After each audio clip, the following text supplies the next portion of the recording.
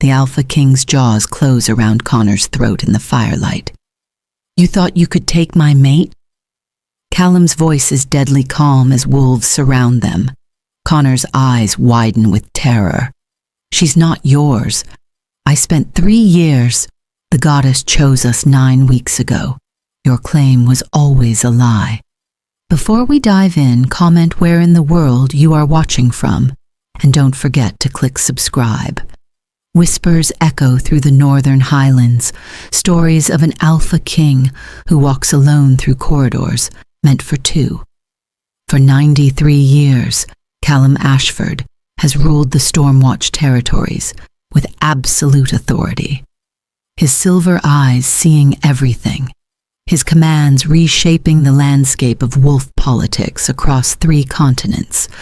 But in all those decades, through countless diplomatic meetings and territorial expansions, through wars won and alliances forged, one thing has eluded him completely. The mate bond has never formed. The moon goddess has never whispered her choice. And Callum has learned to accept that perhaps some wolves, even kings, are meant to walk their paths alone. The great hall of Stormwatch Keep stretches vast and cold this winter morning, its stone walls decorated with tapestries depicting legendary battles and ancient ceremonies. Callum stands at the window overlooking his territory, watching snow fall across mountains that have belonged to his bloodline for 4 centuries. He's tall even by Alpha standards, his frame powerful but lean, built for endurance rather than brute force. His dark hair falls past his shoulders, shot through with silver that marks his age and power. His face carries the kind of beauty that comes from strong bones and weathered experience, handsome in a way that speaks of centuries rather than mere decades. Behind him, his advisors are arguing about the latest petition from the Southern Territories, something about border disputes and hunting rights. Callum barely listens. He's heard variations of this argument for longer than most of his council members have been alive. The politics of pack management have become routine, predictable, almost boring in their endless repetition. "Your Majesty," his chief advisor Victor says, pulling Callum's attention back to the room. The Clearwater Pack is requesting an audience regarding their Alpha's daughter. They believe she might be a suitable match for you. Callum turns from the window, his expression carefully neutral. "How many does this make this month?" 7, Your Majesty. Victor's voice carries the careful tone of someone who knows he's treading on sensitive ground, though I should note that this particular young woman comes from an excellent bloodline. Her mother was descended from the old Silverstream dynasty, and her father has successfully expanded Clearwater territory by nearly 30% in the last decade. "She's an alpha in her own right," Victor continues, warming to his subject. 28 years old, highly educated, trained in combat and diplomacy. By all accounts, she's exactly the kind of mate a king should have. "Everything except the one thing that actually matters," Callum says quietly. "The mate bond either exists or it doesn't. No amount of proper bloodlines or political advantage will create something the moon goddess hasn't ordained." The room falls silent. This is a conversation they've had dozens of times over the years, each advisor hoping that this time their king might be convinced to choose a mate based on practical considerations rather than waiting for divine intervention that may never come. "Your Majesty," an older female advisor named Constance speaks up. "With respect, you've been waiting for 93 years. Perhaps it's time to consider that the goddess may not have chosen a mate for you.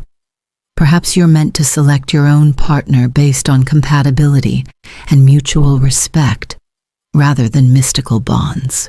It's an argument Callum has heard before. It's even an argument he's considered, late at night when the keep feels too empty and the weight of leadership presses down with particular intensity. But every time he imagines accepting a mate without the bond, something in him recoils. It would feel like settling, like admitting defeat, like building a foundation on sand rather than stone. I will not bind myself to someone without the mate bond, Callum says, his voice carrying the absolute authority that has kept his territories stable for nearly a century. When or if the goddess chooses my mate, I will know. Until then, I rule alone. But Your Majesty, Victor protests, the succession. If something were to happen to you without an heir, the territories would descend into chaos. Alpha families from across the realm would fight for the crown. We'd see civil war on a scale not witnessed since the dark decades. Then I suppose I'd better not die, Callum replies, with a slight smile that doesn't reach his eyes. Meeting adjourned. We'll send polite regrets to the Clearwater Pack, as we have to all the others. He walks out before anyone can argue further, his long strides carrying him through corridors he could navigate blindfolded. Guards bow as he passes. Servants press themselves against walls to give him space, and the air itself seems to shift around him, responding to the power that radiates from an alpha of his age and strength. Callum makes his way to his private quarters, a suite of rooms in the highest tower of the keep. The space is masculine and sparse, decorated with weapons that have actually been used in battle rather than ornamental pieces meant to impress visitors. Books line one wall, volumes in a dozen languages covering everything from military strategy to ancient philosophy. A fire burns in the hearth, kept lit by servants who know better than to let their king's rooms grow cold. He pours himself a drink from a crystal decanter, something aged and expensive that he barely tastes. The whiskey burns down his throat as he returns to the window, looking out over his kingdom. From here, he can see the sprawling compound below, the training grounds where young wolves learn to fight, the administrative buildings where the daily business of ruling takes place, the residential areas where pack members live their normal lives. Beyond that, forests stretch for hundreds of miles in every direction, all of it under his protection, all of it his responsibility. 93 years is a long time to rule alone, long enough to watch advisors grow old and retire, to train their replacements, to see children become parents and grandparents, long enough to attend more mating ceremonies than he can count, to watch the joy on couples' faces as they recognize their bonds, to feel the absence of something he's never experienced, like a constant ache in his chest. Callum has tried everything over the decades. He's traveled to distant territories, meeting every unmated female of appropriate age and status. He's consulted with seers and mystics, undergone rituals meant to reveal hidden bonds. He's even, in a moment of desperation 30 years ago, allowed himself to be examined by the moon priestess herself, the highest spiritual authority in the wolf world. She'd looked at him with ancient eyes and said simply that his mate existed, but that their paths had not yet crossed, that the goddess worked on her own timeline, not his. 30 years since that reading, and still nothing. Callum has begun to wonder if the priestess was simply being kind, offering hope where none existed. Perhaps he's an anomaly, a wolf whose soul the goddess forgot to bind to another.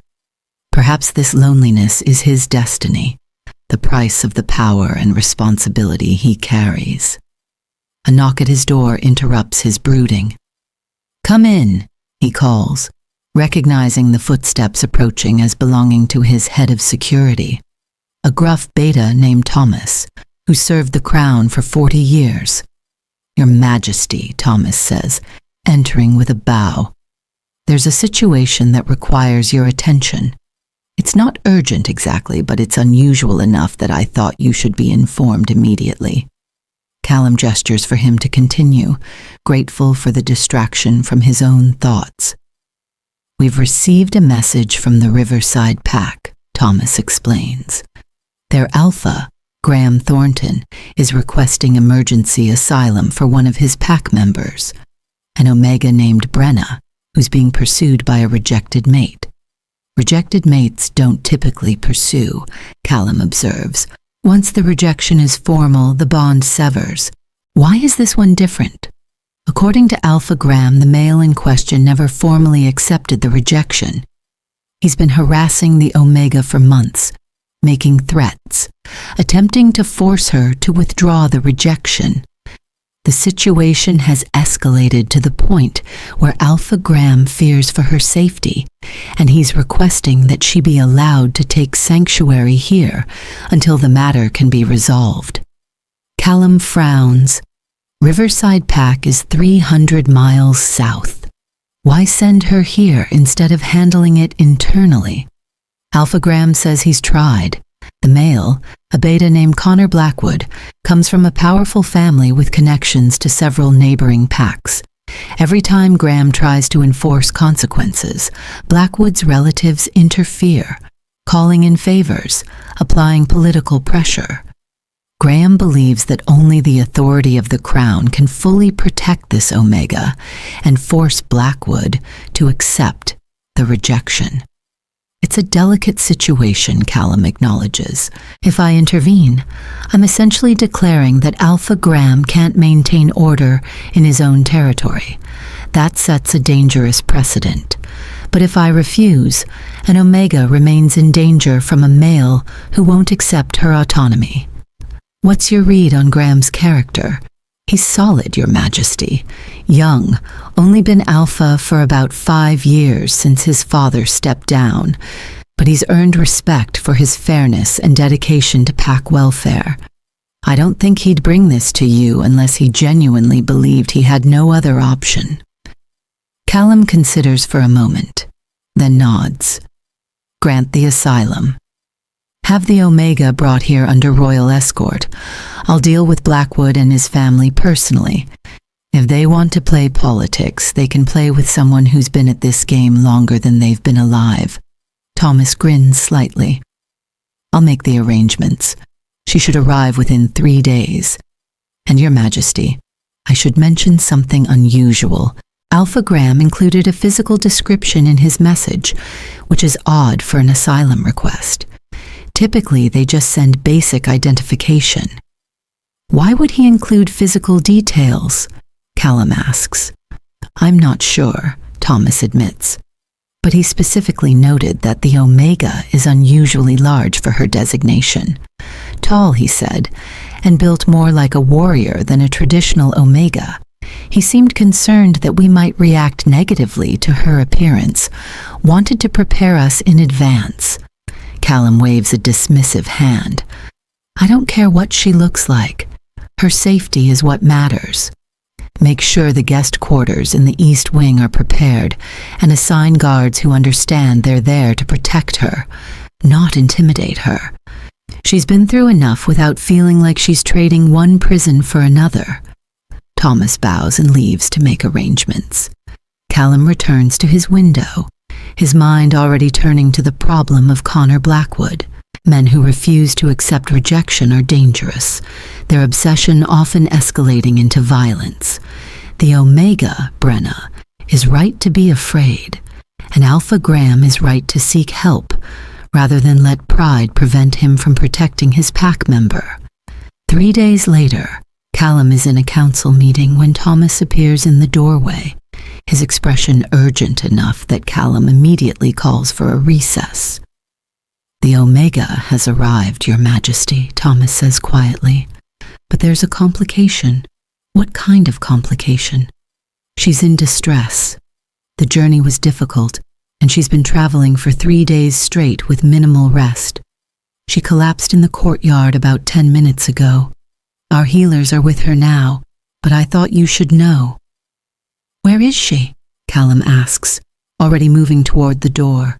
The East Wing, As you ordered, room 7. Callum makes his way through the keep, his long strides eating up distance. He's not sure why he feels such urgency. Omegas collapse from stress all the time, and his healers are among the best in the territories. But something pulls at him, a compulsion he doesn't quite understand to see this wolf, to ensure she's being properly cared for.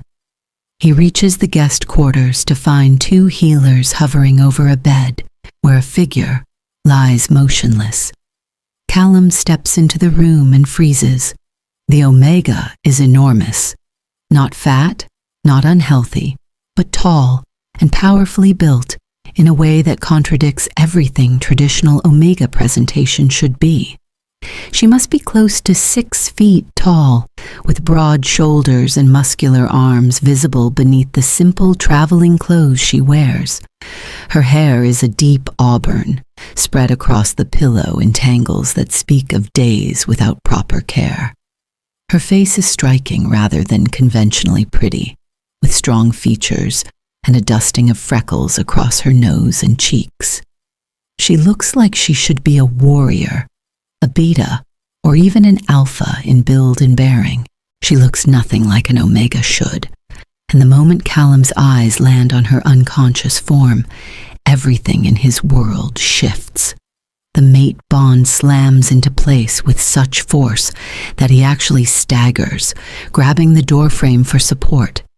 It's not subtle, not gradual, not the gentle recognition he'd always imagined. It's an explosion, a supernova, every cell in his body suddenly screaming that this woman, this impossible Omega who looks like she could break him in half, is his mate, his queen, the one the goddess chose for him 93 years ago. "Your Majesty," one of the healers says, concern in her voice. "Are you all right?" Callum can't speak, can't form words, can barely breathe through the overwhelming rightness of what he's feeling. The emptiness that's defined his entire existence has suddenly been filled, and the intensity of it is almost painful. "She's dehydrated and exhausted," the healer continues, apparently interpreting his silence as concern for the patient. "Nothing serious. She just needs rest and fluids. She should wake within a few hours. Leave us." Callum manages, his voice rough. Both healers exchange glances. "Your Majesty, protocol suggests that an unmated male shouldn't be alone with an unconscious Omega." "She's my mate," Callum says, and the authority in his voice leaves no room for argument. "Leave, now." The healers bow quickly and exit, closing the door behind them.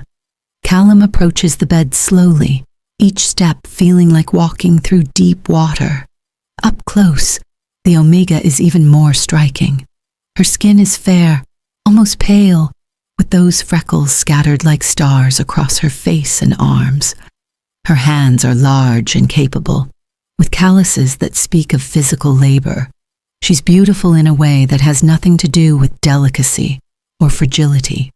She's beautiful like a mountain is beautiful, like a storm is beautiful, powerful and undeniable, and completely unexpected. Callum sinks into the chair beside the bed, his eyes never leaving her face. 93 years. 93 years of waiting, of wondering, of slowly accepting that he might be destined for solitude. And now, here she is, unconscious in his guest quarters, completely unaware that she's just upended his entire existence. He reaches out slowly, carefully, and takes her hand. The moment their skin makes contact, the bond flares even brighter. He can feel her now, feel her exhaustion and fear and the lingering trauma of whatever she's been running from. He can sense her strength too, the core of steel that's kept her going through goddess knows what kind of hell. "Mine," his wolf whispers, the first time in decades that the creature has spoken with such certainty. "Ours. Protect. Keep." Callum brings her hand to his lips, pressing a gentle kiss to her knuckles. "I will," he promises quietly. "I'll keep you safe. I'll give you time to heal, and when you're ready, I'll tell you that you're mine, that I've been waiting for you my entire life, that you're the most magnificent thing I've ever seen. But first, you need to wake up." He settles in to wait, his hand wrapped around hers, feeling more complete than he has in 93 years of existence. Outside, the sun sets over Stormwatch Keep, painting the snow-covered mountains in shades of gold and pink, and in room 7 of the East Wing, an alpha king sits vigil over his sleeping mate, finally understanding why the goddess made him wait so long. Some gifts are worth the wait, some bonds are worth a lifetime of loneliness, and some omegas are worth rewriting every expectation about what a mate should be. Callum watches Brena sleep and knows with absolute certainty that his life, his kingdom, his very soul has just changed forever. The woman who was brought to him for protection has brought him something far more valuable. She's brought him home. Hours pass in silence, broken only by Brena's steady breathing and the distant sounds of the keep settling into evening routines. Callum doesn't move from his position beside the bed, content simply to be near her, to feel the bond humming between them, even though she remains unconscious and unaware. He studies her face, memorizing every detail, every freckle, every subtle expression that crosses her features as she dreams. Twice, servants knock at the door to check in their king. Twice, Callum sends them away with curt dismissals. Victor appears once, concern evident in his voice as he calls through the closed door, asking if everything is all right. Callum tells him that the Omega is resting, and that he'll brief the council tomorrow. The confusion in Victor's silence is almost audible, but the advisor knows better than to press when his king uses that particular tone. As midnight approaches, Brena begins to stir. Small movements at first, her fingers twitching in Callum's grip, her head turning slightly on the pillow. Then her breathing changes, becoming less deep and regular, more conscious and aware. Her eyelids flutter, and Callum leans forward slightly, his entire being focused on the moment when she'll open her eyes and see him for the first time. When it happens, it's nothing like the romantic stories suggest. Brena's eyes snap open with sudden panic, and she jerks upright so violently that she nearly falls out of bed. Callum releases her hand and holds both his hands up in a gesture of peace, trying to project calm even as his heart races. "Easy," he says softly. "You're safe. You're in Stormwatch Keep. You collapsed in the courtyard when you arrived." Brena's eyes dart around the room, taking in her surroundings with the sharp awareness of someone who's learned that safety is never guaranteed. Her gaze lands on Callum and stops, her entire body going very still. She's staring at him with an intensity that matches his own, and Callum wonders if she can feel it too, the bond that's screaming between them. "Where?" she starts, her voice hoarse from disuse. "Where is Alpha Graham?" "He remained in Riverside territory," Callum explains. "You were escorted here by royal guards under my protection. I'm Callum Ashford." Brena's eyes widen slightly. "The king," she says, "and it's not a question. I wasn't supposed to meet you. Alpha Graham said I'd be given quarters and guards, that I could stay here until the situation with Connor was resolved. He didn't mention that I'd be brought directly to your attention." "Plans changed when you collapsed," Callum says. "My healers examined you. You were suffering from dehydration and exhaustion.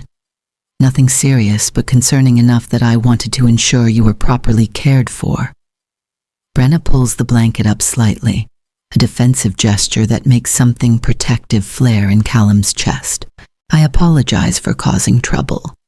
I tried to make the journey, but 3 days of constant travel after weeks of barely sleeping. I should have been stronger. You were strong enough to survive being pursued by someone who refused to accept your rejection. Callum corrects gently. You were strong enough to ask for help when you needed it. You were strong enough to make a 300-mile journey to reach safety. Don't apologize for your body having limits. That's not weakness. That's being mortal. Something in Brena's expression shifts, like she's not used to being spoken to with respect.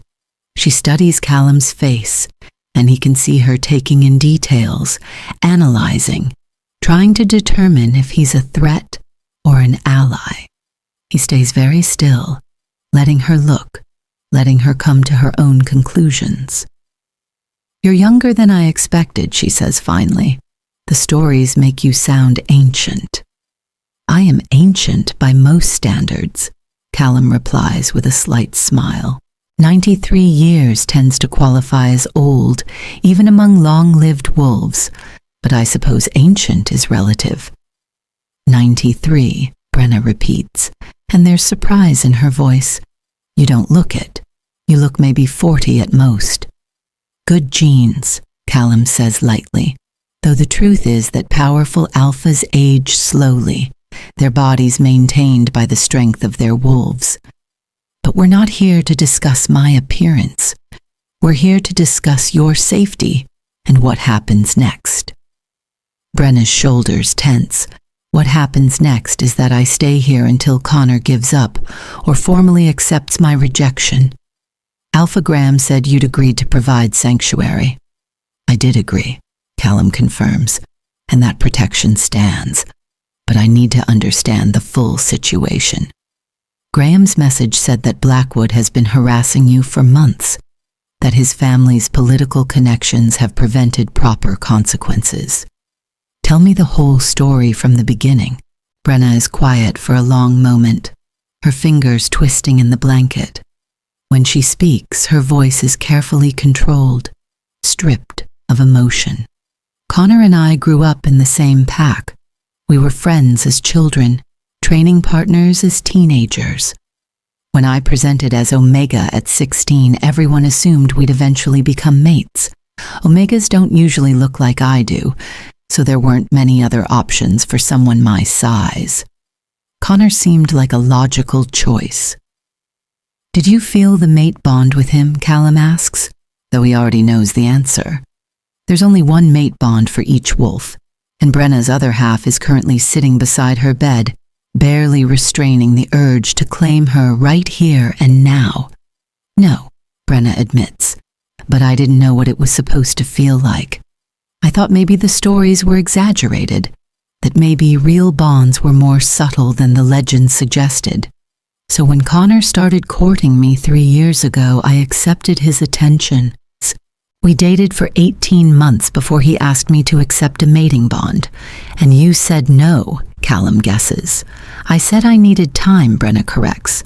Something felt wrong, but I couldn't articulate what.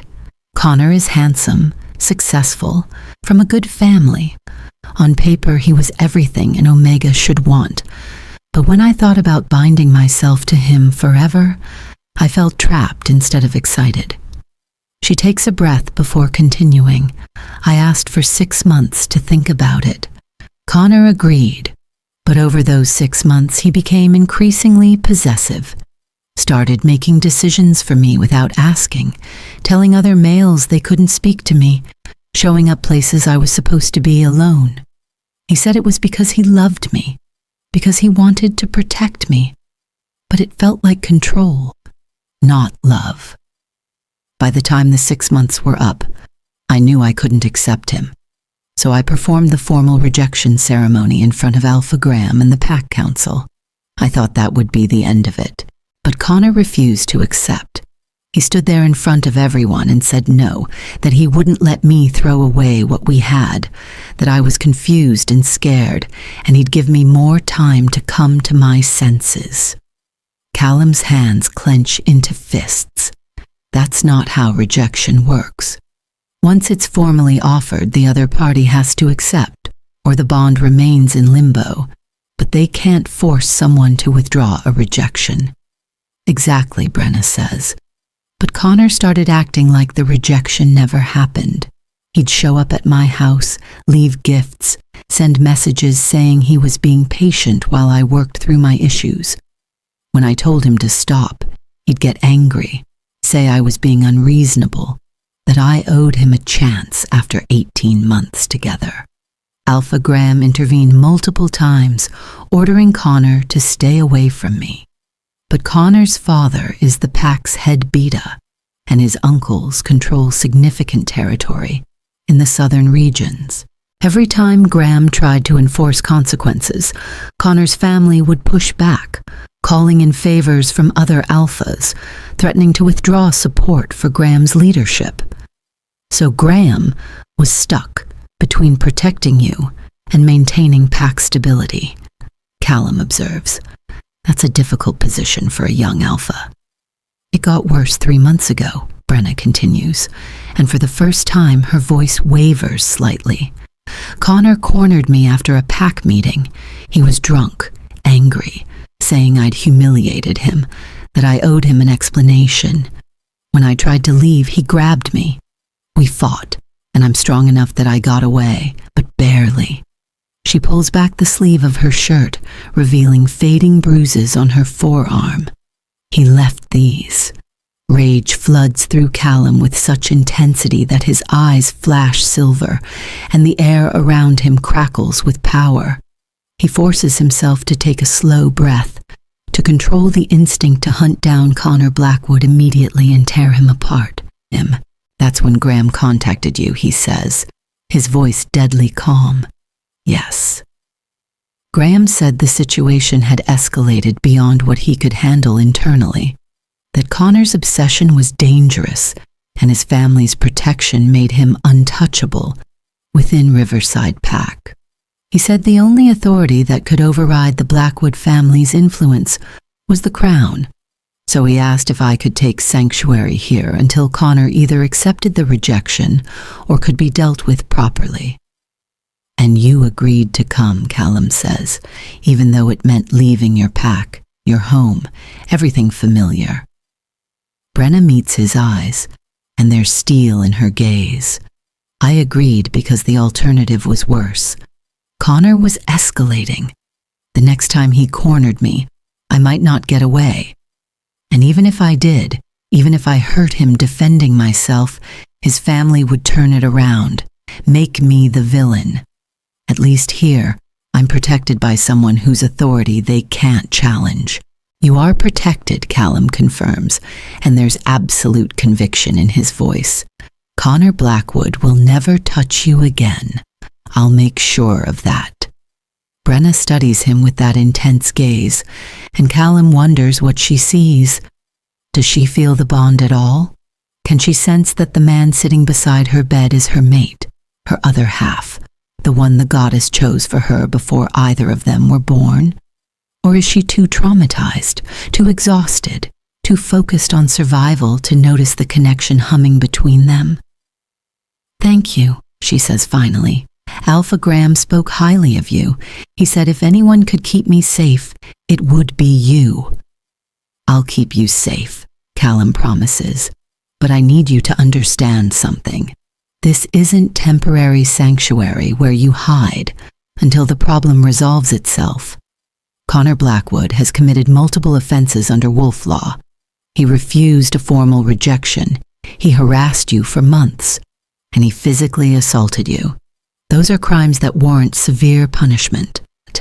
Brena's eyes widen slightly. What kind of punishment?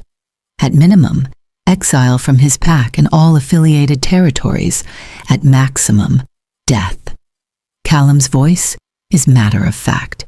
The mate bond is sacred. Trying to force someone into a bond they've rejected is one of the gravest violations of our laws. And assaulting an Omega? There's no leniency for that. I don't want him dead, Brena says quickly. I just want him to leave me alone. What you want matters, Callum assures her. I won't execute him without cause, but he will face consequences for his actions, and his family will learn that their political connections mean nothing when they've been protecting someone who violates our most fundamental laws. How will you do that? Brena asks. They have alliances with half the southern territories. If you come down too hard on Connor, you risk angering powerful families. Callum smiles, and it's not a kind expression. I've been managing pack politics for 93 years. The Blackwood family's alliances are impressive to someone like Graham, who's only been alpha for 5 years. But to me, they're nothing more than a minor inconvenience. I'll summon Connor and his father to Stormwatch Keep, hear their defense in a formal tribunal, and issue judgment based on evidence and law. If their allies want to object, they can bring their concerns directly to me. Brena is quiet for a moment, processing. You're really going to do this? You're going to take on an entire network of Southern families for someone you just met? I'm going to enforce the law, Callum corrects. The fact that it benefits you is simply how justice works. You were wronged. The system failed to protect you. As king, it's my responsibility to correct that failure. But Brena's right that there's more to it than simple justice, more than royal responsibility. She's his mate, and every instinct in Callum's body is screaming at him to protect her, to eliminate any threat to her safety, to make absolutely certain that Connor Blackwood understands what happens to wolves who hurt what belongs to the king. Not that Brena knows that yet. Not that Callum can tell her when she's still recovering from one male's obsession. The last thing she needs is another male, even her true mate, making claims on her before she's ready. You should rest, Callum says, standing. The healer said you need fluids and sleep. I'll have food brought to you, and tomorrow we can discuss the details of your stay here and what the tribunal will entail. Wait, Brena says as he turns toward the door. Why were you here when I woke up? The healers could have watched over me. Why did you come personally? Callum pauses, choosing his words carefully. Because when someone comes to my territory seeking protection, I take that responsibility seriously. And because your situation reminded me that power is worthless if it's not used to help those who need it. He leaves before she can ask more questions, before he says something he shouldn't, before the bond pulls him back to her side, and he does something foolish, like confess everything right here and now. Outside the room, Thomas is waiting with a knowing expression. The guards reported that you've been in there for 6 hours, Your Majesty. They were concerned. I'm fine, Callum says shortly. Post a permanent guard rotation outside this room. No one enters without my permission or the Omega's explicit invitation. And Thomas, his voice drops. If Connor Blackwood or any member of his family sets foot in my territory without a formal summons, I want to know immediately. Of course, Your Majesty. Thomas pauses, then adds carefully, May I ask, is there something special about this Omega? She's under my protection, Callum says. That makes her special enough. He walks away before Thomas can pursue the question further, making his way back to his private quarters. Once inside with the door firmly closed, Callum allows himself to lean against the wall and simply breathe.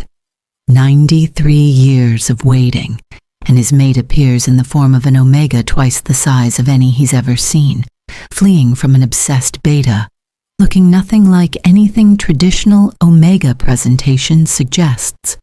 The goddess has a sense of humor, Callum thinks, or perhaps this is exactly the mate he needs. Someone strong enough to stand beside a king, someone who's survived trauma and come out fighting, someone whose spirit is as fierce as her body is powerful. Callum has spent decades meeting delicate Omegas who deferred to his authority and shrank from his presence. He's sat through countless dinners with perfectly trained potential mates who said exactly what they thought he wanted to hear. He's been bored by women who saw him as a crown rather than a person, who wanted his power and status rather than him. Brena looked him in the eye and questioned his decisions. She showed him her bruises without shame. She spoke her truth without calculation. She's magnificent, and she has no idea that she's already claimed him more thoroughly than any formal ceremony ever could. Tomorrow, Callum will summon Connor Blackwood. Tomorrow, he'll begin the process of ensuring Brena's safety and exacting justice for what was done to her. Tomorrow, he'll start building a future where his mate can feel secure enough to recognize the bond between them. Tonight, he'll simply allow himself to feel the joy of finally not being alone anymore. Somewhere in the keep, Brena sleeps under guard in a room filled with the finest things his kingdom can offer. And in his tower, Callum smiles for the first time in longer than he can remember, his heart full with the knowledge that the wait is over. She's here. She's safe. She's his. Now he just has to convince her of that last part. The next morning brings chaos. Callum is barely through breakfast when Victor bursts into his private dining room with the kind of urgency usually reserved for declarations of war. "Your Majesty, we have a situation." "Explain," Callum says calmly, though his hand tightens slightly on his coffee cup. Connor Blackwood is at the gates demanding entry. He's claiming that we're harboring his mate and that he has the right to see her. He's brought his father and approximately 20 supporters, all making quite a scene. Callum sets down his cup with deliberate care. "I see. And how did you respond?" "I told them that asylum requests are under Crown jurisdiction and that they would need to submit a formal petition if they wish to contest the Omega's presence here." Blackwood Sr. threatened to appeal to the Council of Alphas. He's claiming you're overstepping your authority by interfering in internal pack matters. The Council of Alphas, Callum observes, is an advisory body with no actual power to override Crown decisions, but I appreciate their creativity in threatening me with my own subordinates. "Shall I send them away, Your Majesty? I can have the guards escort them off the premises." "No," Callum says, "a plan forming. If Blackwood wants to push this, we'll deal with it now rather than later.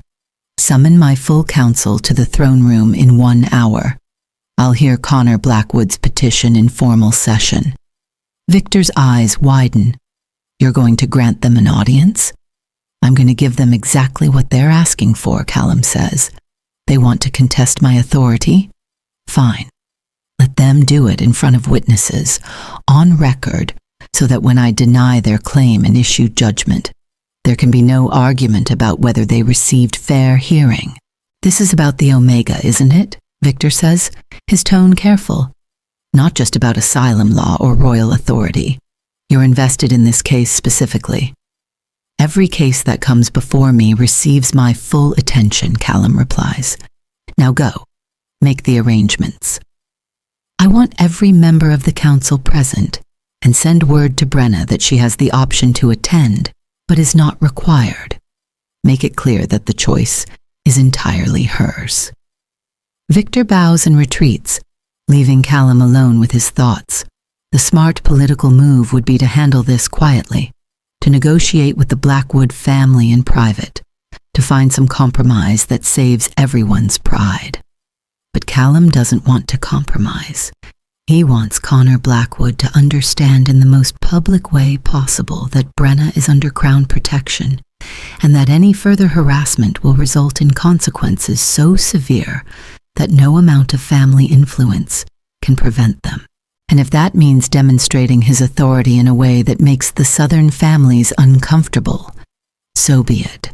An hour later, Callum sits on his throne in the formal audience chamber, his council arranged on either side. The room is designed to impress, with high ceilings and stone columns that make visitors feel small, Banners representing every pack in the territories hang from the walls, a reminder of the king's reach and authority. Connor Blackwood enters with his entourage, and Callum studies the beta with cold assessment. He's handsome in a conventional way, with strong features and confident bearing. He moves like someone accustomed to getting what he wants, and there's arrogance in the way he approaches the throne, like he expects this to go his way. Blackwood kneels as protocol demands, but there's something perfunctory about the gesture, like he's going through motions rather than showing genuine respect. "Speak," Callum commands. Connor Blackwood looks up, and there's calculation in his eyes. "Your Majesty, I appreciate you seeing me on such short notice. I've come regarding Brena Riverside, an Omega from my pack, who I believe has been given sanctuary here under false pretenses." "She's not from your pack," Callum corrects mildly. "She's from Riverside Pack under Alpha Graham's authority."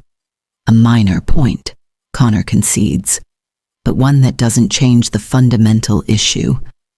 Brena and I have been in a relationship for nearly 3 years. We're intended mates, and she's here because of a misunderstanding that I'm certain we can resolve if given the opportunity to speak privately." "You were rejected," Callum states, "formally, in front of witnesses." "It's hardly a misunderstanding. Brena was confused," Connor says smoothly. "She has certain insecurities about her appearance, about her ability to be a proper mate. I believe she rejected me out of fear rather than genuine desire to end our relationship. I'm willing to forgive her and start fresh, if she'll simply talk to me." Callum's expression doesn't change, but the temperature in the room seems to drop several degrees. "That's an interesting interpretation. Let me offer another perspective. Brena rejected you formally and legally. You refused to accept that rejection and began a campaign of harassment that lasted months. When Alpha Graham intervened on her behalf, your family used political pressure to prevent appropriate consequences, and 3 months ago you assaulted her, leaving physical evidence of violence. Would you like to address those facts?" Connor's confident expression falters slightly. "That's a gross mischaracterization. I never assaulted anyone. We had an argument that became physical, but Brena is hardly fragile. She's larger than most males. The idea that I could hurt her is laughable." "So you admit that a physical altercation occurred," Callum observes. "Yes, but it was mutual. She pushed me first. I simply defended myself." "Fascinating." Callum leans forward slightly.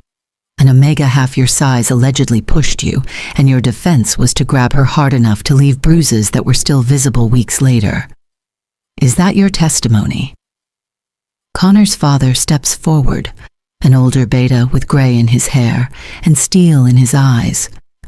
"Your Majesty, my son is trying to explain a complex situation. Perhaps if we could speak privately, without the full council present, we could find a resolution that satisfies everyone." "You want to negotiate," Callum translates. "You want to offer me something in exchange for dropping this matter and sending Brena back to Riverside, where your son can continue harassing her without interference." The senior Blackwood has the grace to look uncomfortable. "I want to find a solution that doesn't damage relationships between the Crown and the Southern Territories. My family has many allies who would be concerned if you intervene in what should be handled internally. Then your allies can bring their concerns to me directly," Callum says, "but I'll save everyone some time by making my position clear. Brena requested asylum under Crown law. I granted it. That protection is absolute and non-negotiable. Connor Blackwood will not contact her, approach her, or communicate with her in any way. If he violates this order, he will be exiled from all Crown territories. If he touches her again, he will be executed." The throne room goes utterly silent. Connor's face flushes with anger, but his father places a restraining hand on his shoulder. Your Majesty, this is an extreme reaction to what amounts to a lover's quarrel. This is the law, Callum corrects. The mate bond is sacred. Forcing someone into a bond they've rejected is illegal. Harassing them after rejection is illegal. Assaulting them is illegal. Your son has violated multiple laws, and only my mercy prevents him from facing maximum penalties right now. I'm offering mercy. He suggests I take it. But Your Majesty, Connor protests, his composure cracking. You don't understand. Brena is mine. I've invested 3 years in our relationship. I've introduced her to my family, made plans for our future. I've been patient with her insecurities and her ridiculous hang-ups about not being a proper Omega. I deserve a chance to make this work. She doesn't want you, Callum says flatly. She's made that abundantly clear through word and action. Your investment, your plans, your patience, none of that creates an obligation on her part. She rejected you. That's the end of the discussion. At that moment, the chamber door opens and Brena walks in. She's changed from her traveling clothes into something more appropriate. A simple dress in deep green that somehow manages to look regal despite its plainness. Her auburn hair is pulled back, revealing the strong lines of her face. She moves with the controlled grace of a warrior, her head high and her shoulders back. Every eye in the room turns to her, and Callum feels his heart clench at her courage. She doesn't have to be here, doesn't have to face Connor in front of all these witnesses, but she's choosing to stand her ground, to confront the man who hurt her, rather than hide. Connor, Brena says, her voice steady. I didn't know you were going to be here, but I'm glad you are. Maybe saying this in front of witnesses will finally make it clear. I reject you. I rejected you 6 months ago, and I reject you now. I don't want to be your mate. I don't want a relationship with you. I want you to leave me alone. Her words hang in the air, absolute and final.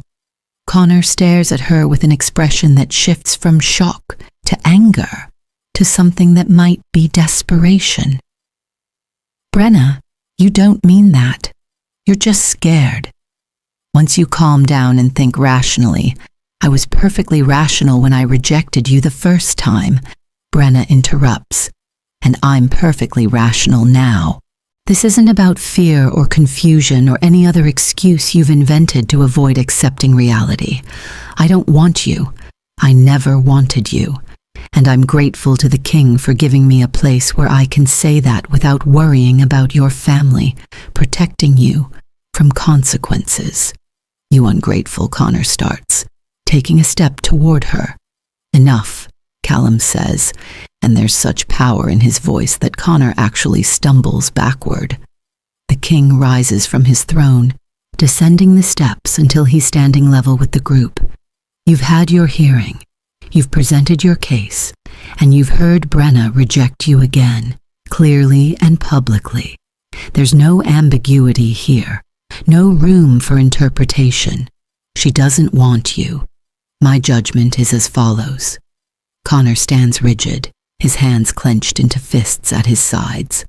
Callum continues speaking, his voice carrying to every corner of the chamber. Connor Blackwood, you are hereby banned from all contact with Brena. You will not approach her, speak to her, write to her, or communicate with her through intermediaries. You will not enter any territory where she resides without explicit crown permission. This order is permanent and binding. The senior Blackwood opens his mouth to protest, but Callum cuts him off with a look. Furthermore, I'm placing Connor under watch. Any violation of this no-contact order will result in immediate exile from Crown territories. Any attempt to harm Brena directly or indirectly will result in execution. These terms are non-negotiable. But Your Majesty, the elder Blackwood tries again. I understand you're trying to protect the Omega, but surely there's room for some flexibility. My son made mistakes, but he's young and emotional. Given time, he'll accept the situation. Then I suggest you help him accept it quickly, Callum says, because if I hear even a whisper that he's violated these terms, your entire family will learn that political connections mean nothing when you've angered the crown. Connor's face is red with fury. This isn't fair. You're taking her side without even considering mine. I have considered your side, Callum says. You believe that 3 years of relationship gives you ownership over another wolf's choices. You believe that your desires outweigh her autonomy. You believe that refusing to accept rejection is somehow romantic rather than criminal. I've considered all of that, and I find it disgusting. The word lands like a physical blow. Connor actually flinches, and his father looks like he wants to sink through the floor. Brena stands tall, her expression carefully neutral, but Callum can feel her surprise through the bond. She didn't expect him to be quite this harsh, quite this absolute in his defense of her. This hearing is concluded, Callum announces. The Blackwood party will leave Stormwatch Keep immediately. Any attempt to contact Brena or contest this judgment will be considered an act of defiance against the crown and dealt with accordingly. Is that understood? Yes, Your Majesty, the elder Blackwood says, through gritted teeth. He grabs Connor's arm and begins steering him toward the exit. Connor resists for a moment, his eyes fixed on Brena with an intensity that borders on madness. This isn't over, he says, and Callum isn't sure if it's meant as a threat or a promise. It is over, Callum corrects, and if you're wise, you'll accept that before you lose more than just your intended mate. The Blackwood party leaves, Connor dragged along by his father while the supporters follow in uncomfortable silence. The moment the doors close behind them, the tension in the chamber releases slightly. Callum's council members exchange glances, clearly surprised by the severity of the judgment. Brena remains standing in the center of the room, looking somewhat shell-shocked. "Thank you," she says finally. "I didn't expect you to be quite so direct." "Subtlety doesn't work with men like Connor Blackwood," Callum replies. He needed to hear in the clearest possible terms that his behavior is unacceptable and that there are consequences for ignoring the law. The following weeks establish a routine. Brena settles into life at Stormwatch Keep, and Callum finds excuses to spend time with her. He shows her the library personally, discovering that she loves historical texts and ancient legends. He invites her to join him for meals, learning that she has strong opinions about pack politics and isn't afraid to voice disagreement, even with a king. He trains with her in the practice yards, finding that her size translates to impressive strength and that she moves with a warrior's discipline. Every interaction deepens the bond between them, and Callum can feel Brena beginning to relax, to trust, to see him as more than just the king who granted her asylum. She smiles more often, laughs at his dry humor, seeks out his company even when she doesn't need anything specific, and through it all, Callum feels the mate bond growing stronger, humming with satisfaction every time they're near each other. He hasn't told her yet. The timing still doesn't feel right. She's healing from Connor's obsession, learning to trust her own judgment again, rebuilding the confidence that months of harassment eroded. Adding the pressure of a mate bond feels like it would undermine her recovery. So Callum waits and watches, and falls more in love with her every day. She's everything he never knew he needed, strong where he expected fragility, challenging where he expected deference, genuine where he expected calculation. One evening, about 9 weeks after Brena's arrival, Callum is in his private study when Thomas appears looking grim. "Your Majesty, we have a situation," Connor Blackwood has been spotted in the territories. He's approximately 50 miles south, traveling with a small group. Our scouts believe he's heading this way. Callum feels ice flood his veins. He violated the no-contact order. Worse than that, Your Majesty. We intercepted communications suggesting he's planning to take Brena by force. He's convinced himself that if he can just get her away from your influence, she'll remember that she loves him. Callum stands, and the air around him crackles with power. Mobilize a strike team. I want Connor and his accomplices captured alive if possible. Your Majesty, Thomas says carefully. Perhaps you should remain here. Let the strike team handle this. My judgment is perfectly clear, Callum says. Connor Blackwood threatened my mate. Thomas's eyes widen. Your mate? Yes, my mate. The bond formed the moment I saw Brena. I've been waiting for the right time to tell her, waiting for her to heal enough to handle the truth. But if Connor thinks he's going to take her from me, he's going to learn exactly why you don't threaten what belongs to a king. They find Brena in the library. She looks up as they enter, and her smile fades when she sees their expressions. What's wrong? She asks, rising from her chair. Connor is heading this way, Callum says without preamble. He's violated the no-contact order and is apparently planning to kidnap you. I'm mobilizing forces to intercept him, but I need you somewhere secure until this is resolved. Brena's face goes pale, but her voice is steady. How long until he gets here? Hours, possibly less. All right, Brena says. What do you need me to do? I need you to go to the secure rooms in the center of the keep, Callum says. They're designed to withstand siege. You'll be protected by my personal guard until this is over. And you? Brena asks. What will you be doing? I'm leading the strike team that's going to stop Connor before he gets anywhere near you. Brena shakes her head. No, you're the king. You can't risk yourself for this. I appreciate your concern, Callum says. But this isn't negotiable. Connor threatened you. That makes it personal. Brena crosses her arms. Why?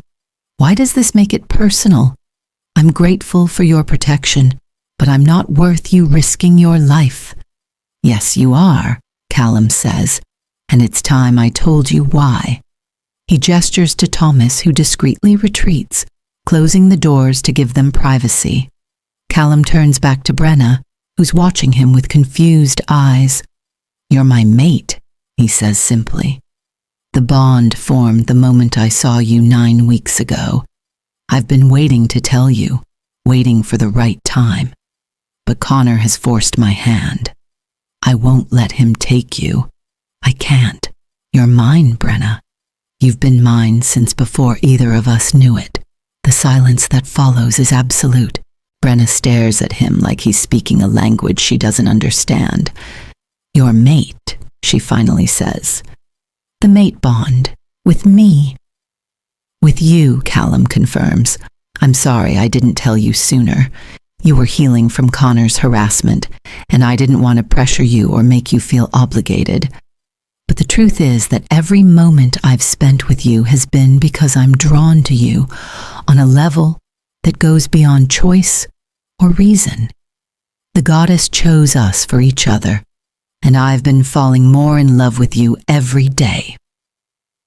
Brena sits down abruptly. This whole time, everything we've been building, it was because of a bond. No, Callum says firmly, crossing to kneel in front of her so they're eye to eye. The bond is why I noticed you, why I felt protective from the start.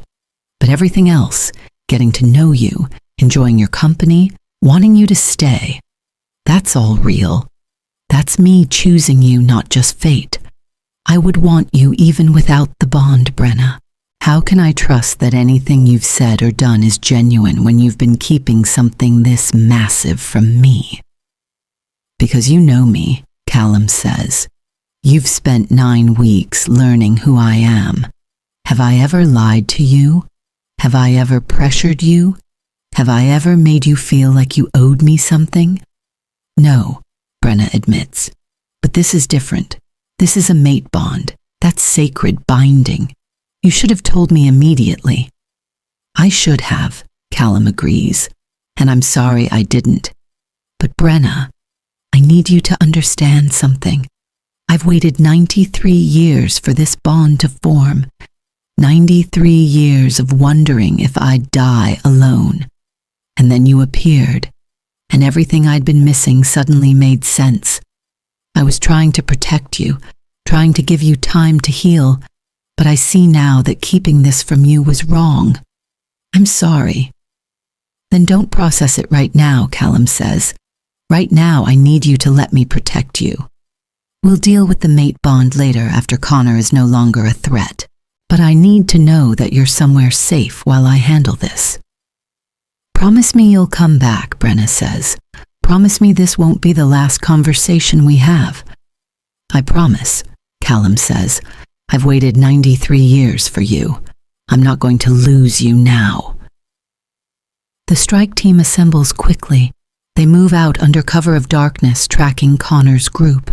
Callum leads from the front, his senses sharpened by the protective instinct screaming through the mate bond. They find Connor's group camped 30 miles from Stormwatch Keep. Callum steps into the firelight, and the satisfaction he feels when Connor's face drains of color is intense. Going somewhere, Blackwood?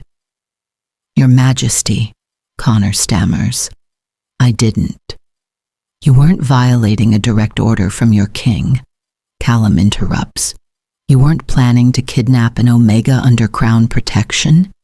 Connor's companions are looking between their leader and the king with growing panic.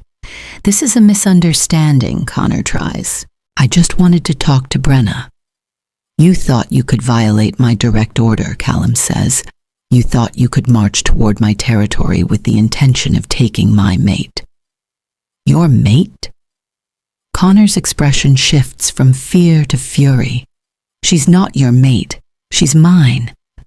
I've known her for 9 weeks, Callum corrects, and the mate bond doesn't care about your timeline.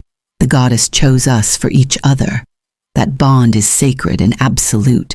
Your claim on Brena was always false. You're lying, Connor snarls. Because she's mine, Callum says simply, and because she's everything you're too blind to appreciate. Her strength, her intelligence, her courage.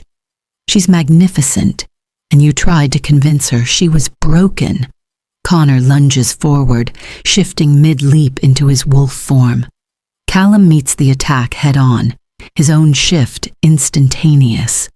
His wolf is larger, older, infinitely more experienced. The fight is over in seconds.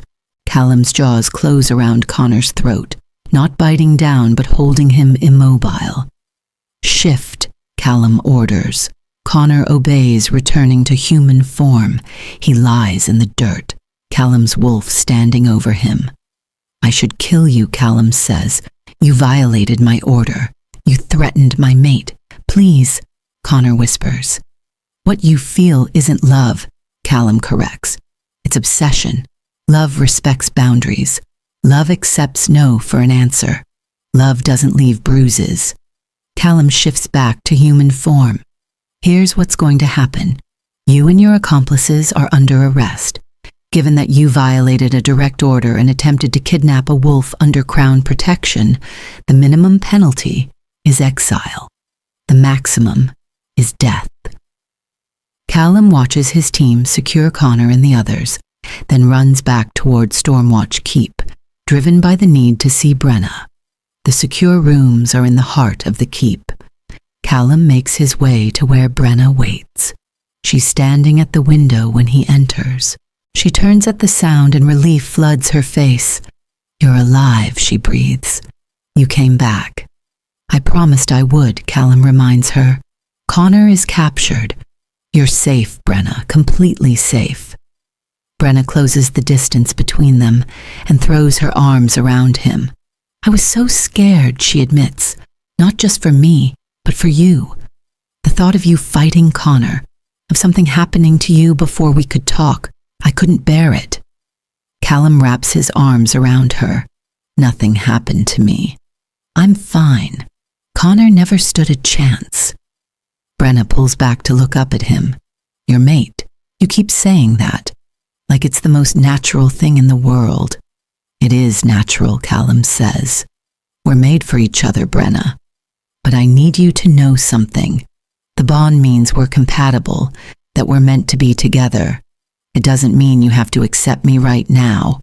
I want you to choose me because you want to, not because fate decided for you.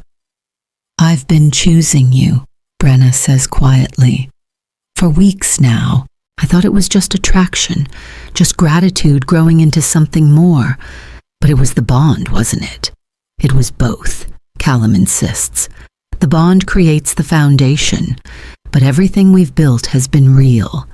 Our conversations, our arguments, the way we challenge each other, that's not the bond. That's us. I don't want time, Brena says suddenly. I don't need more space. I've been falling for you since the day you defended me. I've been choosing you with every conversation, every meal, every training session. The bond just confirms what I already knew. I want this. I want you. Are you sure? Callum asks. Because if you accept this bond, there's no going back. I'm sure, Brena says. I'm more sure of this than I've ever been of anything. You're my mate, Callum, and I choose you. May I kiss you? He asks. Yes, Brena breathes. Please. When their lips meet, the mate bond explodes between them with such intensity that the air literally shimmers. Callum can feel Brena's emotions flooding through the connection, her joy mixing with his own. When they finally break apart, Brena laughs with pure happiness. That was worth waiting for. Everything with you will be worth waiting for, Callum promises. But I'm done waiting. I want to make this official. I want everyone to know you're mine and I'm yours. When? Tomorrow, if you'll have me. Tomorrow sounds perfect. The mating ceremony takes place the next evening under a full moon. Every wolf in Stormwatch territory attends, along with representatives from allied packs. Brena wears a dress of deep crimson that makes her auburn hair shine like fire. She looks regal and powerful, every inch a queen. Callum stands beside her in formal black, his silver eyes never leaving her face as they recite the ancient vows. I, Brena, accept Callum as my mate, she says clearly. I choose him freely and without reservation. I vow to stand beside him, to support his rule, to challenge him when he's wrong, and celebrate him when he's right. I vow to love him not just today, but every day for the rest of our lives. I, Callum, accept Brena as my mate. He responds. I choose her freely and without reservation. I vow to honor her strength, to cherish her spirit, to protect her always while respecting her autonomy. I vow to love her not because fate chose her, but because I would choose her again every single day. When Callum marks her, his teeth claiming the juncture of her neck and shoulder, the bond solidifies into something unbreakable and eternal. When Brena marks him in return, power rushes through both of them with such intensity that everyone watching can feel it. The celebration lasts long into the night. Callum's council members look relieved and pleased. Even Victor admits that Brena is exactly what the kingdom needs. Later, when they're finally alone, Brena curls against his chest with a contented sigh. I can't believe this is real, she murmurs. Yesterday, I was terrified. Today, I'm mated to a king. Life moves fast, Callum agrees. Any regrets? None, Brena says firmly. Though I do have a question. What happens to Connor now? Callum's expression hardens slightly. He violated a direct order and attempted to kidnap you.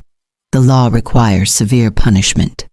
I'm exiling him to the far northern territories, lands beyond crown protection where he'll have to survive on his own merits. It's harsh, but not fatal. Good, Brena says. She's quiet for a moment. Do you think he'll ever understand what he did wrong? Probably not, Callum admits. Men like Connor don't tend to gain self-awareness. But that's not our problem anymore. He's been dealt with. You're safe. We're together. That's what matters. Brena tilts her head up to kiss him softly. Thank you for protecting me. Thank you for being patient with me. Thank you for seeing me as strong rather than broken. Thank you for being you, Callum says. You've given me something I thought I'd never have, a true partnership. You've made 93 years of waiting worth it. Brena smiles. I suppose being twice the size of normal omegas has its advantages. It prepared me to stand beside a king. You're not twice the size, Callum corrects with a grin. Maybe 1.5 times. Brena laughs and swats at him playfully. The motion turns into something else as Callum catches her wrist and pulls her closer as the mate bond flares between them. They have the rest of the night ahead of them. They have the rest of their lives ahead of them. And as the moon shines down on Stormwatch Keep, blessing their union, the Alpha King and his extraordinary Omega begin their forever together. In the months that follow, Brena transforms from refugee to queen with a grace that surprises even Callum's most skeptical advisors. She doesn't try to fit the traditional mold of what a Luna should be. Instead, she creates her own path, using her strength and warrior training to revolutionize the Keep's defense protocols. Her love of history to establish better record-keeping systems. Her natural compassion to create support networks for wolves who've experienced rejection or trauma. She holds audiences where Omegas can bring their concerns directly to the crown, something that's never been done before. She trains alongside the guards, demonstrating that size and strength in an Omega aren't flaws, but assets. She stands beside Callum in council meetings, offering perspectives that challenge conventional thinking and push the kingdom toward progressive reforms. And through it all, Callum watches his mate bloom into the leader she was always meant to be. The council members who'd once questioned whether an oversized Omega could truly be queen now defer to her judgment on matters of pack welfare and social policy. The guards who'd been skeptical about training with a female Omega now compete for spots in her personal detail. The common wolves who'd wondered if their king had made a mistake now speak of Queen Brena with a reverence usually reserved for legendary figures. 6 months after the mating ceremony, a messenger arrives from the Blackwood family. Connor's father requests an audience, claiming he has important information about threats to the crown. Callum is immediately suspicious, but Brena surprises him by saying they should hear what the elder Blackwood has to say. You think it's genuine? Callum asks privately. I think a father who's watched his son spiral into obsession and exile might have learned something about the cost of pride, Brena replies. And I think showing mercy when we can afford to might turn an enemy into an ally. This is why you're perfect, Callum says, pulling her close. You see possibilities where I see only threats. The elder Blackwood arrives 2 days later, and he's not the arrogant Beta Callum remembers from the tribunal. He looks older, worn down by whatever he's experienced in the months since Connor's exile. Your Majesties, he says, bowing deeply to both of them. Thank you for seeing me. I don't deserve your time or consideration, but I come with information that concerns the safety of the crown. Speak, Callum commands. My son, the elder Blackwood begins, his voice heavy with shame. He didn't survive exile. The Northern Territories are harsh, and Connor was unprepared for the reality of surviving without pack support or family connections. He died 3 months ago. Callum feels Brena's hand find his under the table, a silent reminder to show compassion even toward someone who caused them pain. I'm sorry for your loss, Brena says quietly, and she means it. However Connor wronged us, losing a child is a pain no parent should have to bear. The elder Blackwood's eyes fill with tears. You're kinder than I deserve, Your Majesty. My son's death is my own fault. I enabled his worst behaviors, used my influence to protect him from consequences, taught him that power and connections mattered more than character. I thought I was helping him. Instead, I destroyed him.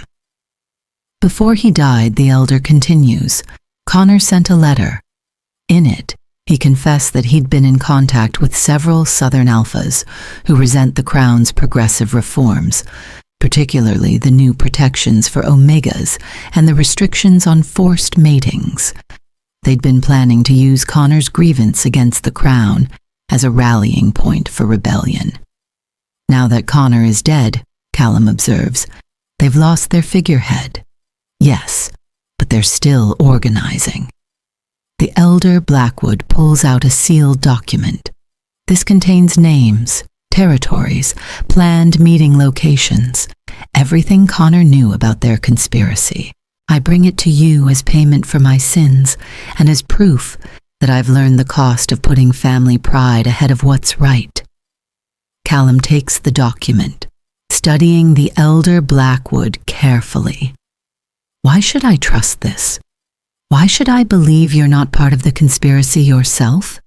Because I've lost my son, the elder says simply, and I've watched your mate, a wolf my son tormented and dismissed, become the kind of leader who shows mercy to the father of her tormentor. I don't want to be on the wrong side of history anymore, Your Majesty. I want to be part of building something better. Brena speaks before Callum can. Your information will be investigated and verified. If it proves accurate and helps us prevent bloodshed, you'll have our gratitude.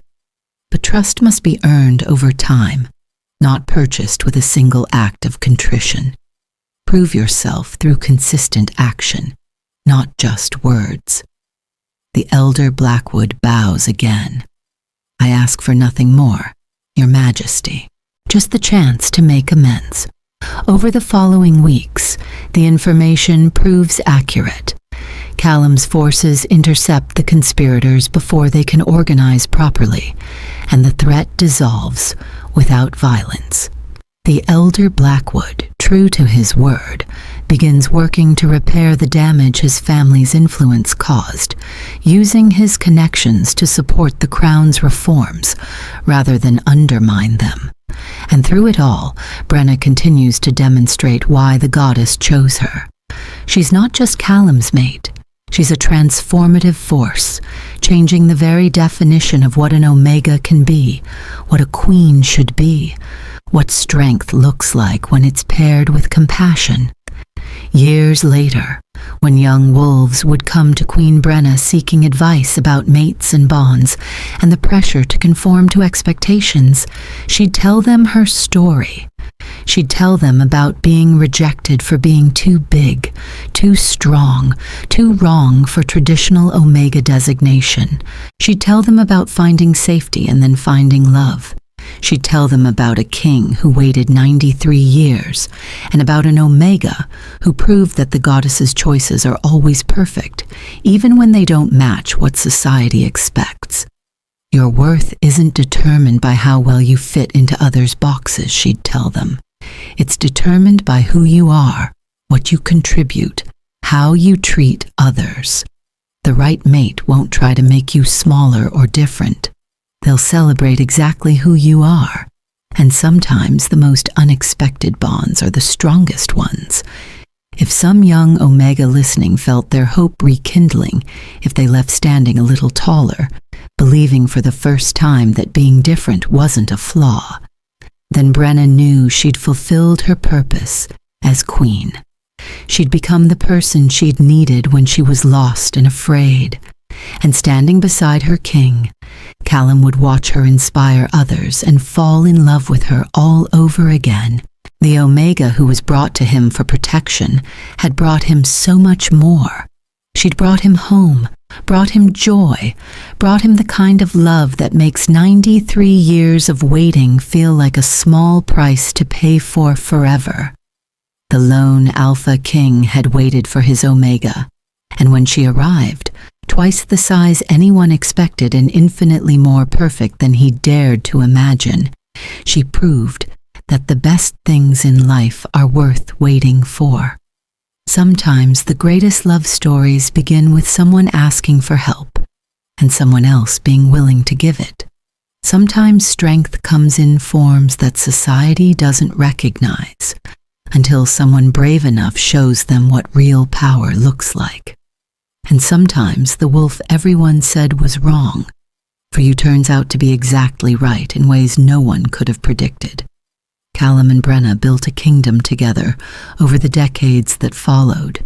They ruled with wisdom and compassion, created laws that protected vulnerable wolves, established precedents that would shape pack politics for generations. But their greatest achievement wasn't political or territorial.